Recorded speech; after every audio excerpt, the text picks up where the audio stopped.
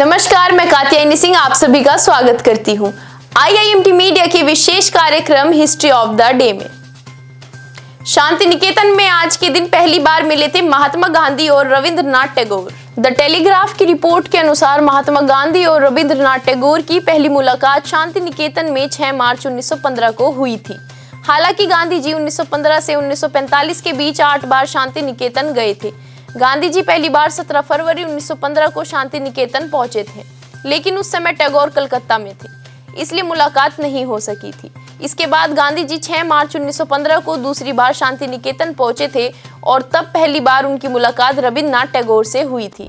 MiG-23 विमान ने आज के दिन भरी थी अंतिम उड़ान। लगभग 3 दशक तक भारतीय वायुसेना के बेड़े में शामिल रहे लड़ाकू विमान MiG-23 ने 6 मार्च 1909 को अंतिम उड़ान भरी थी। इसके बाद इस विमान को वायुसेना से रिटायर कर दिया गया था। MiG-23 लड़ाकू विमान ने कारगिल युद्ध के समय प्रमुख भूमिका निभाई थी। पहले दृश्य रेंज मिसाइलों के साथ हथियारों से लैस होने वाला यह विमान सोवियत संघ के तीसरी पीढ़ी के जेट लड़ाकू वर्ग से संबंधित था। रिटायर होने के बाद भारतीय वायुसेना ने तोहफे के रूप में एक MiG-23 BN अलीगढ़ मुस्लिम विश्वविद्यालय को उपहार में प्रदान किया था।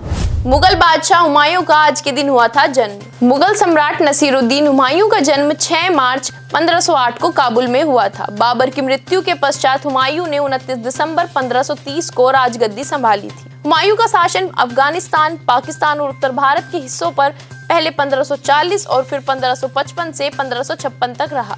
बेलग्राम युद्ध में शेरशाह सूरी ने हुमायूं को पराजित कर दिया था। बाद में ईरान के शासक की मदद से हुमायूं ने मध्य एशिया के क्षेत्रों को जीत लिया था और 1555 में शेरशाह के अधिकारियों को हराकर फिर दिल्ली आगरा पर अधिकार कर लिया था। चंद्रशेखर ने आज के दिन दिया था प्रधानमंत्री पद से इस्तीफा। चंद्रशेखर ने 6 मार्च 1991 को प्रधानमंत्री पद से इस्तीफा दे दिया था। वह सबसे कम समय के लिए प्रधानमंत्री रहने वाले देश के दूसरे प्रधानमंत्री थे। समाजवादी आंदोलन से निकले चंद्रशेखर एकमात्र ऐसे नेता रहे जो सीधे प्रधानमंत्री बन गए। चंद्रशेखर न तो कभी मंत्री रहे और न ही किसी अन्य पद पर रहे थे।